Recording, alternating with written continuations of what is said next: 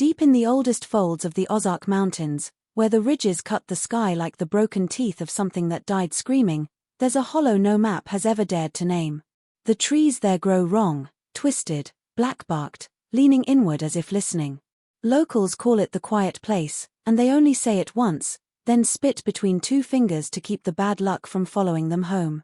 This is where Silas Crowder brought his sister in the winter of 1898, after the fire took everything but the two of them. Folks who remember say the smoke hung over Taney County for 3 straight days, thick as judgment.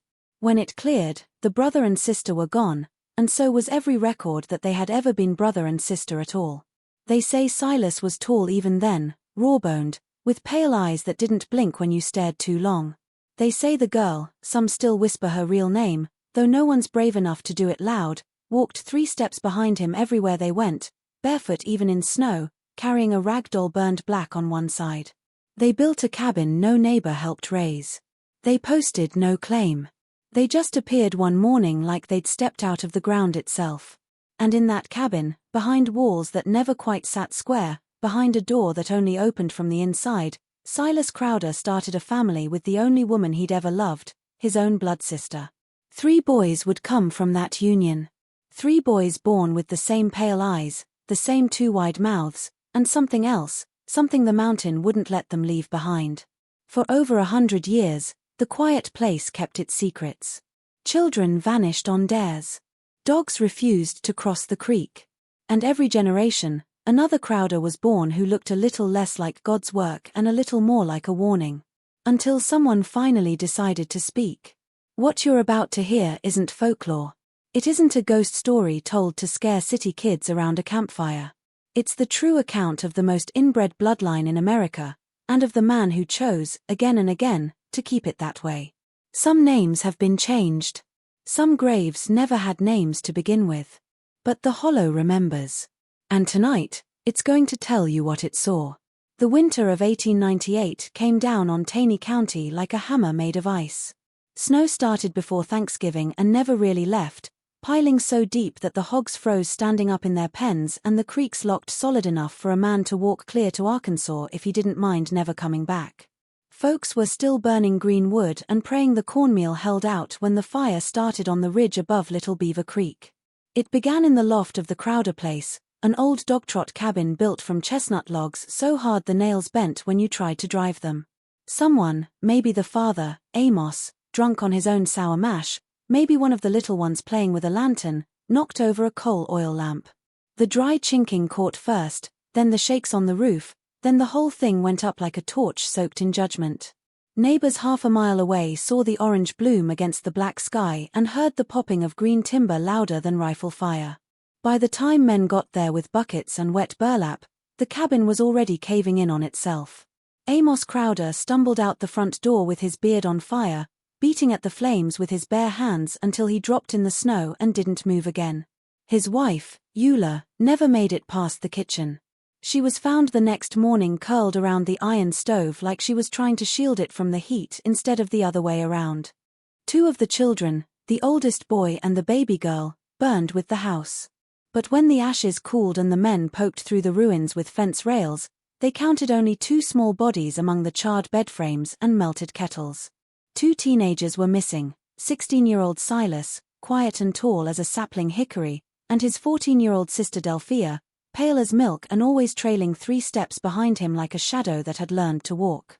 The family Bible, thick black leather with the births and deaths written in brown ink, sat on the mantel every Sunday. It went up with everything else. No page survived, not even a scrap. Without it, there was no proof of who belonged to who, no dates, no names beyond what people half remembered from baptisms years before. By the time the coroner from Forsyth rode out a week later, tracks had filled with new snow and the trail was cold. Silas and Delphia Crowder simply ceased to exist in the eyes of the county. And somewhere in the dark between the ridges, 2 orphans carrying nothing but the clothes on their backs and a burned rag doll stepped off the known roads and started walking deeper into the mountains than any sane soul had reason to go. Weeks after the fire, when the snow finally thinned enough to show bare ground in patches, a traveler on horseback came across fresh-cut stumps along an old buffalo trace that hadn't seen an axe in 20 years. The stumps were clean, the chips still pale. Someone was building where no one had any business building. The place they chose lay 3 hollows over from the burned home site, past a ridge so steep the deer wouldn't climb it in winter. A narrow creek ran through it, black water sliding over limestone shelves slick as glass. Sycamores grew thick along the banks, their roots clutching the earth like pale fingers. In summer the leaves would close overhead and turn the whole hollow green-dark, but in early March it looked stripped and waiting. Silas worked alone at first. He felled hickories with a crosscut saw he'd carried out on his shoulder, the teeth still bright from the store in Galena. He notched and heaved the logs into place with a cant hook, the way his father had taught him before the whiskey took the teaching out of Amos Crowder. The walls went up square enough, but the chinking was rough. He used creek mud mixed with horsehair because there was no lime to be had and no neighbor close enough to borrow from. Delphia stayed back in the brush while he worked, sitting on a quilt with the burned rag doll in her lap, rocking slow the way their mother used to rock the baby that never came out of the fire. She didn't speak much anymore, not since the night they ran. When Silas needed another pair of hands she came quiet, lifting the lighter logs without being asked, her bare feet leaving prints that filled with water as soon as she stepped away. One dusk in late April, when the dogwoods were just starting to bleed white along the creek, a traveling preacher named Hiram Good rode a mule down the trace looking for souls to save or at least a hot supper. He found the half-raised cabin, smoke curling from a temporary wickiup of branches, and 2 pale children who looked at him like they'd never seen a stranger before. Silas fed him cornbread and side meat without asking his business. Delphia stayed in the shadows. That night, under a lantern made from a tin can and a rag wick, Hiram Good married them. He wrote nothing in his book. The pages were already swollen from creek crossings. He took $3 silver and a promise of silence, climbed back on his mule, and was gone by dawn. 2 weeks later he drowned trying to ford the White River swollen with spring rain. His saddlebags went down with him, and whatever he might have told floated away with the preacher's last breath. By the time the first whippoorwill called that year, the cabin had a proper door, a stone hearth, and a name no one outside the hollow would ever hear spoken aloud. Silas hung a set of deer antlers above the lintel the way men do when they mean to stay. Delphia swept the packed earth floor with a bundle of sage and laid the burned doll on a shelf beside a cracked mason jar that held the only thing they'd saved from the fire, a single-page corner of the family Bible, the word begat still legible in faded brown ink. The first cry came on a night so cold the creek froze mid-ripple, locking the water in long glassy waves that caught the moonlight like knives. It was February 1901, 3 winters after the preacher drowned. Delphia had grown heavier through the fall, her dresses let out twice with clumsy stitches, but no one had seen her in daylight since the summer before. Silas kept the trail choked with felled saplings and a sign made from a plough blade that read "No trespass," letters hammered deep with a cold chisel. When the pain started, Delphia refused to lie on the bed. She paced the packed earth floor on all fours, biting down on a hickory stick until the bark peeled away in wet strips. Silas boiled water in the big kettle, the same one their mother once used for hog scalding, and laid out the cleanest rags they owned, flour sacks bleached in lye until they were thin as communion wafers. Granny Beck was the only soul Silas trusted to cross the ridge. She was 80 if she was a day, toothless, half-deaf, and rumored to have buried 3 husbands nobody ever found again. Folks said she could pull a breech calf or whisper a cancer out of a woman's breast, depending on what the moon was doing. Silas met her at the creek with a lantern and a mason jar of peach brandy strong enough to strip paint. She took one look at Delphia crouched by the hearth, hair plastered to her face with sweat, and spat a stream of tobacco juice into the fire. The boy came out blue, slick as a fish, with the cord wrapped twice around his neck. Granny Beck slapped him twice, hard, and he sucked in air like he'd already decided the world wasn't worth the trouble. His left hand had 6 fingers, the extra one small and perfect, growing from the knuckle of his pinky like God had started writing a note and changed his mind. His eyes were the same pale Crowder gray, but the lids fused at the outer corners, giving him a permanent squint, as though he'd been born already suspicious. Granny cut the cord with Silas's skinning knife, tied it off with blue yarn, and wrapped the child in a quilt patched from their mother's funeral dress. She took the afterbirth outside, dug a hole beneath the biggest sycamore with the fire poker, and buried it deep so the wild dogs wouldn't dig it up. Then she held out her palm. Silas counted out $10 every cent they had, and added the rest of the peach brandy for good measure. She tucked the money inside her chew pouch, looked once at the sleeping baby, and told Silas the mountain would want more before it was done. 2 days later her mule turned up at the livery in Branson, saddle empty, reins dragging. Granny Beck was never seen again. Some said she fell through river ice. Others said the hollow took its payment early. Either way, the only midwife who ever laid eyes on the first Crowder born of Crowder blood carried her secret down with her, and the creek kept running black over the stones like nothing had changed at all. By 1912 the oldest boy, Enoch, was 11 and already taller than most grown men in Taney County, though his shoulders stayed narrow and his wrists looked like they might snap if he lifted anything heavier than a water bucket. His 6-fingered hand had grown in proportion, he kept it curled inside his sleeve when strangers passed. Folks who saw him at all, usually just a glimpse crossing the ridge road with a sack of corn on his back, said he moved like smoke, there 1 second and gone the next.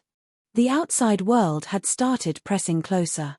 A new county road was being graded within 3 miles of the hollow, and surveyors in khaki vests hammered stakes through the laurel thickets. Once a month Silas walked to Protum to trade pelts and moonshine for coffee, salt, and calico. People noticed the woman never came with him anymore, and they started asking questions he didn't like. That spring a census taker from Jefferson City rode a piebald mare up the trace, clipboard in hand, determined to count every soul between Branson and the Arkansas line.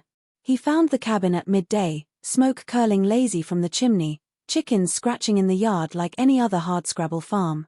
Silas met him at the gate with a rifle across his arm that never quite pointed at the man but never quite pointed away either.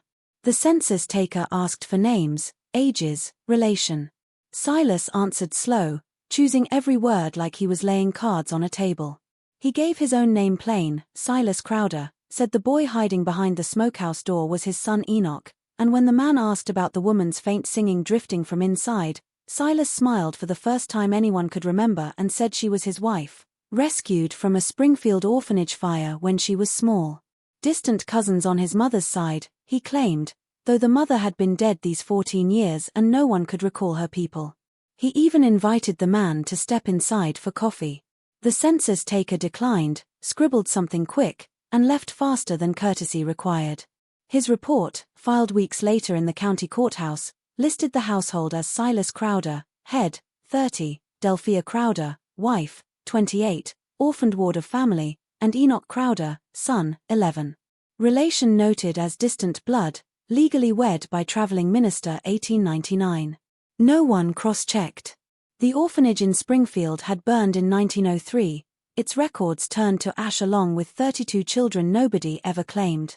The story stuck because it was close enough to believable and far enough from provable. Mountain people understood orphan trains, understood fires, understood that sometimes blood got thin and tangled and nobody asked too many questions if the corn got planted and the taxes stayed paid in squirrel hides. By fall the whispers quieted. Delphia became, in the eyes of the few who needed to believe it, a tragic foundling raised alongside her cousin until love and isolation did what love and isolation sometimes do. Silas never corrected anyone again. He simply let the lie settle over the hollow like frost, thick enough to walk on, cold enough to burn if you stood still too long. Between 1913 and 1917 the hollow filled with the sound of new crying, sharp at first, then muffled, as though someone pressed a hand over every small mouth the moment it opened. 3 boys arrived in 4 years, each birth closer together than the last, each one announced only by a fresh mound of red clay under the sycamores and a thinner look on Delphia's face when Silas came to town for axle grease or baking soda. The second boy, Levi, came in the fall of 1913 while the Kaiser was still just a name in newspapers nobody out here could read. He was born during a thunderstorm that turned the creek into chocolate milk and washed the footbridge clean away. His legs were turned backward at the knees, the way a praying mantis folds, but the bones were strong. By the time he was 3 he could outrun Enoch across the yard by swinging on his hands when the ground got too rough. His tongue never quite fit his mouth, so he spoke in wet clicks and grunts only the family understood. Judah followed in the spring of 1915, small enough at birth to fit inside a showbox, with a soft spot on his skull that never closed and a ridge of bone across his brow like a second set of eyebrows trying to grow. He favored bright colors the way crows do, stealing red yarn or a scrap of calico whenever Delphia turned her back. When he laughed, which was often, one eye stayed half shut and the other opened wide, giving him the look of someone forever winking at a joke no one else heard. The youngest, Abel, arrived on Christmas night 1917, the same week the county got its first telephone line and the war in France finally felt close enough to matter. He was the only one born without something visibly wrong on the outside, but his skin stayed corpse pale no matter how long he played in the sun, and his hair grew in white as thistle down before he was 2. People who saw him years later swore his eyes reflected light the way a cat's do, 2 green coins shining out of the dark when Silas carried him to the truck on rare trips to the feed store. All 3 carried the same pale Crowder stare, the same too wide mouth that smiled too slow. They learned early to stay quiet when wagon wheels sounded on the ridge, to melt into the laurel like wild things. Delphia sang to them at night in a voice that had gone husky from disuse, old hymns with the sin left in, while Silas cleaned rifles he never fired at anything that walked on 2 legs. By the time Abel could toddle, the cabin had grown lean-tos and corn cribs and a loom shed where Delphia wove rag rugs nobody ever bought. For boys now lived under the roof their father had raised with his own hands, for boys who called the same woman mother and the same man father, for boys who shared more than blood, they shared the same secret written in every twisted joint and extra digit, every soft skull and backward knee. The mountain noticed. Dogs began refusing to tree coons anywhere near the creek. Preachers on the circuit road claimed they felt watched by something that wasn't human and wasn't animal either. And still the hollow kept its silence, rocking its new sons like a mother rocks a cradle she never means to let go. August 1927 was dry enough that the creek shrank to a chain of warm puddles and every leaf on the ridge hung limp as a hanged man. The federal prohibition agents called them revenuers, city men in straw boaters and shiny shoes who believed the Ozarks were just another backwater to be cleaned up. One of them, a junior deputy named Clarence Poole out of Little Rock, got separated from his raiding party when the guide they hired in Forsyth took their money and vanished into the brush. Poole followed a faint wagon track that wasn't on any map, drawn by the smell of sour mash drifting on the wind like a ribbon. He came upon the hollow at mid-morning, sunlight cutting through the dust he kicked up with every step. The cabin looked ordinary from a distance, shake roof gone silver, morning glories climbing the fence posts, a woman in a faded sunbonnet hoeing butterbeans beside the porch. Only when he got closer did the details turn wrong. The woman didn't look up. The butterbeans were last year's vines, brown and rattling. The morning glories were painted on the boards with old wagon paint. And the children watching him from the shadows of the barn weren't children at all, not in any way that made sense. One had too many fingers laced through the slats. Another crouched on all fours, head tilted at an angle no neck should hold. Their eyes tracked him without blinking. Poole's hand went to the .38 under his coat. He called out the standard warning, "Federal officer, step into the light," but his voice cracked on the last word. Silas Crowder appeared in the doorway as if he'd been waiting behind it for years. He wore overalls washed so many times they'd gone white and held a mason jar of clear liquor in one hand like a peace offering. Behind him the woman kept hoeing the dead vines, slow and steady, never turning around. Poole asked about the still he could smell burning apple wood and corn somewhere close. Silas smiled the way a man smiles when he's already decided how the conversation ends. He offered the jar. Poole, young and thirsty and thinking one sip would loosen tongues, took it. The liquor went down like coal oil and came back up the same way, only slower.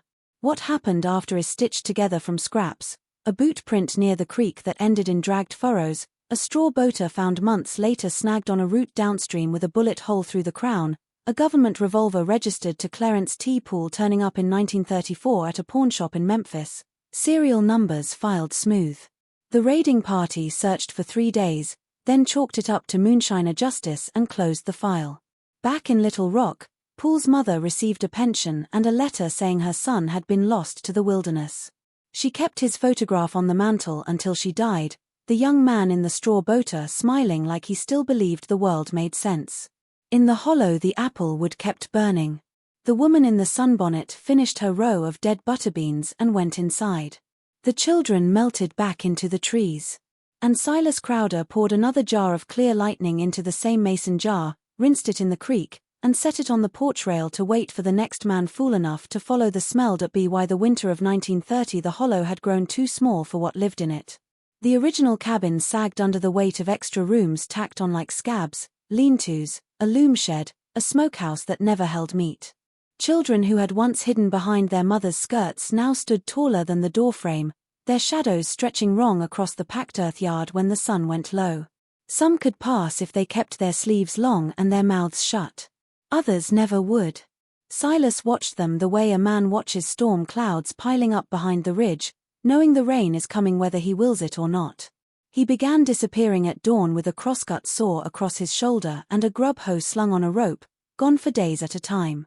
When he came back his beard was fuller, his eyes red-rimmed, and he carried sacks of nails no store in Protum ever sold him. He chose a spot 2 hollows deeper, where the creek dropped into a sinkhole and came back out 30 feet lower, cold as well water even in July. The cliffs there leaned inward, forming a natural bowl no trail crossed and no airplane would ever overfly. Laurel grew so thick a grown man had to turn sideways to pass, and the ground was carpeted with moss that swallowed sound the way deep water swallows screams. Silas built the second cabin alone. He dragged logs down the bluff with a mule he shot the day the walls were high enough to hide behind.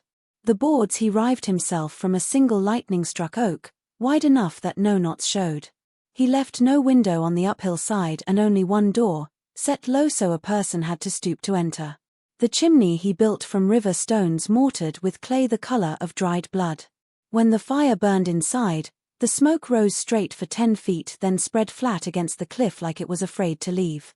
Inside he laid 2 rooms, one with a puncheon floor and a hearth, the other nothing but packed earth and an iron ring bolted to the wall. He hung a bearskin over the doorway between them so no light leaked through. He stocked the shelves with canned milk, jars of salt pork floating grey in their own grease, and a crate of coal oil lamps he never lit when outsiders might see the glow. The first to go were the ones who startled dogs and made preachers cross themselves on the road. Levi went willingly enough, swinging along on his hands faster than Silas could walk. 2 girls born after Abel, twins joined at the hip with one leg between them, were carried down in a wheelbarrow under cover of dark. Others followed over the years, lured or dragged, always at night, always silent. Silas called the place the back house. To the boys who still lived in the light he said it was for storage, for keeping the crazy uncle nobody talked about, for winter meat that needed hanging longer than the smokehouse allowed. He nailed a sign above the low door the way other men nail horseshoes for luck, a single human jawbone, teeth worn flat, wired to a scrap of cedar. The message was plain to anyone mountain-raised.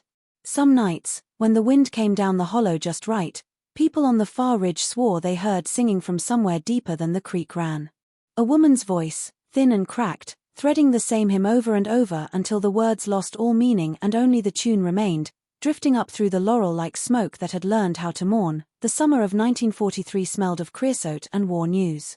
Every porch radio in Taney County carried the same crackling voices talking about islands nobody could spell and boys who would never come home. The draft board had already taken the able-bodied ones from the ridges, leaving old men and women and children who looked too strange to pass the physical even if they'd wanted to. Levi was 28 then, strong as a boar coon despite the backward knees, quick with his hands and quicker with his grin. He had learned to walk upright by leaning on a hickory stick cut to the right length, and on Saturday nights he slipped out when Silas was drunk on his own mash.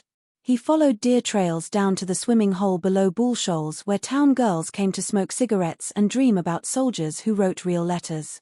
One of them was Ruth Donnell, 17, red-haired, and bold enough to laugh when Levi clicked and whistled instead of talking. She didn't flinch at the legs or the thick tongue, she called him beautiful the way some people call lightning beautiful right before it kills them. They met 3 Saturdays running under the same sycamore, trading kisses that tasted of stolen peach wine and promises neither one knew how to keep. On the 4th Saturday Levi brought a calico dress he'd taken from Delphia's line, still smelling of wood smoke and lye. He laid it across Ruth's lap like an offering and made the signs he'd practiced in secret. Come with me, tonight, far away, Memphis maybe, anywhere the mountain can't see. Ruth's eyes went bright the way water goes bright when the sun hits it just right. She said yes before fear had time to catch up. They left at moondark, Levi swinging along the logging road on his stick, Ruth half running to keep pace, both laughing too loud for the hour. They made it almost to the county road before the truck came around the bend with its blackout lights dimmed to slits. Silas was driving. Enoch rode shotgun with the 12-gauge across his knees. Judah and Abel stood in the bed like statues carved from moonlight. Levi tried to run. The first blast took the hickory stick out from under him and splintered it into kindling. The second blast was quieter, birdshot loaded with rock salt and nails that tore his shirt to ribbons and laid his back open to the bone. Ruth screamed once. Enoch's six-fingered hand clamped over her mouth hard enough to crack a tooth. They dragged Levi home through the laurel, leaving a trail any hound could follow if any hound had been brave enough.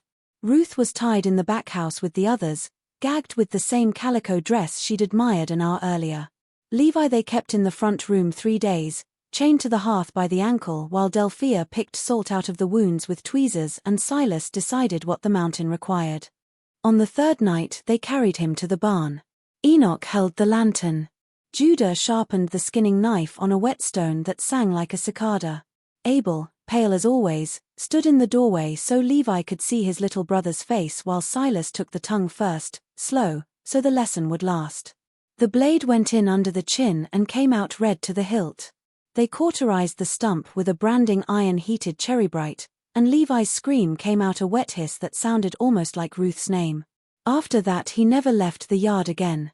He sat on the porch rail whittling sticks into nothing, drooling pink when the weather turned cold, eyes fixed on the ridge road that led away from the hollow forever. October 1961 smelled of leaf mold and distant wood smoke. The county road had finally been paved all the way to the ridge, and television antennas sprouted from every roof like metal flowers. Down in Springfield, a 26-year-old reporter named Tom Reese was chasing the kind of story that could move him from the police blotter to the front page. He had grown up hearing the whispers, the quiet place, the crowders, the children who weren't right. Old men in overalls still crossed themselves when the conversation drifted that way, then changed the subject to deer season. Reese spent 6 months collecting fragments, a 1930s missing person file on a revenuer, a Branson doctor's private journal mentioning patients with congenital anomalies consistent with recessive expression, a grainy photograph from a 1955 church picnic showing a pale boy with eyes like polished quartz standing apart from the other children. Every trail ended at the same wall of silence, until one night a retired sheriff's deputy, 3 whiskeys deep at the Elks Lodge, leaned across the table and said, "If you're fool enough to go up there, son, take a gun and don't stop at the gate." Reese drove out on a Tuesday when the leaves were blood red and the sky the color of a fresh bruise. He left his Ford at the cattle guard where the pavement gave up and walked the old wagon trace with a Kodak camera around his neck and a .38 in his coat pocket he hoped he wouldn't need. The hollow felt colder than the ridge, the air thick as creek water. Crows followed him from tree to tree, calling once and then falling silent as though someone had ordered them to shut up.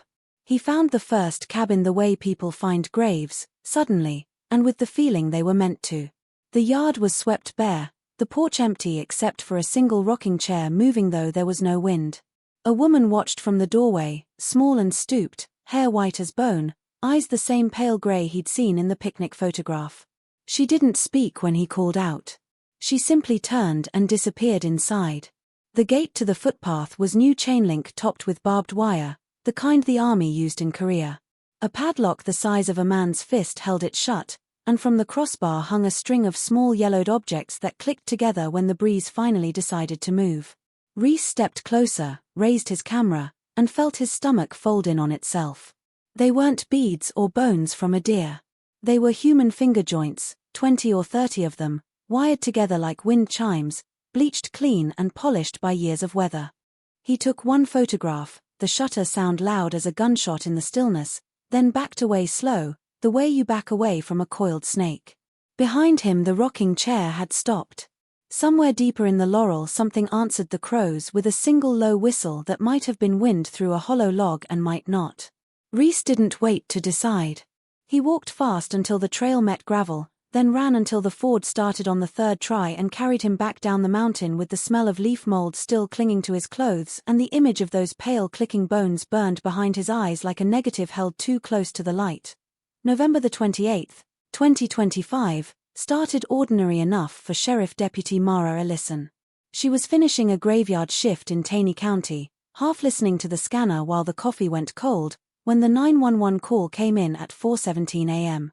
No voice, just open air and breathing, then a single sentence whispered so close to the receiver it sounded like someone cupping the phone to their lips inside a closet. "They're still alive in the back house." The line went dead. The number traced to a burner bought for cash at a Walmart in Branson 3 days earlier. The whisper had been female, old, cracked like thin ice. Mara played the recording twice, felt the hairs rise on her arms, and called it in. By sunrise she had 2 Missouri Highway Patrol troopers, a K-9 unit that refused to get out of the truck, and a warrant signed by a judge who'd grown up hearing the same stories every local kid knows by heart. They went in on foot because the old road had washed out years ago and no one had ever bothered to fix it. The front cabin stood abandoned, windows dark, the porch rocker finally still. Inside, the air tasted of mildew and old blood baked into the floorboards. A child's rag doll lay on the hearth, one button eye missing, the fabric blackened on exactly one side the way things burn when they're held too close to a face. The chain-link gate hung open for the first time anyone could remember. The fingerbone chimes were gone, only the wire left, swaying empty. The path to the back house had been cleared with something sharp, fresh cuts glistened wet in the laurel stalks. The smell hit them 50 yards out, sweet rot, wood smoke, and something coppery underneath. The second cabin looked smaller than the stories claimed, almost swallowed by the cliff. The low door stood ajar. Inside, the puncheon floor was swept clean except for a perfect circle of ash in the center, still warm. The iron ring in the wall had been pried loose, the bolts lay on the ground like pulled teeth. A single set of bare footprints, small, narrow, toes splayed wide, led from the ring across the ash circle and out the back wall where a new-cut hole gaped into darkness. The K-9 handler let the dog sniff the prints. The animal took 3 steps, lay down, and began to tremble so hard its tags rattled. Somewhere deeper in the sinkhole the creak made a sound like slow clapping. One of the troopers raised his rifle and swept the beam of his flashlight across the far wall. The light caught dozens of handprints pressed into the clay, some adult-sized, most not, layered over one another until the wall looked skinned. Mara found the burner phone on a shelf beside a mason jar filled with clear liquid and what looked like teeth floating at the bottom. The call log showed only one outgoing number, the same 911 dispatch line, placed exactly 7 minutes before they arrived. The battery was still warm. They searched until the sun bled out behind the ridge and their flashlights started to die one by one. No bodies, no blood trail, no sign of whatever had cut its way out of the ring and walked away on bare, silent feet. Only the prints leading into the laurel, getting lighter with every step until the moss closed over them like water, and the soft, steady sound of something breathing just beyond the reach of the light.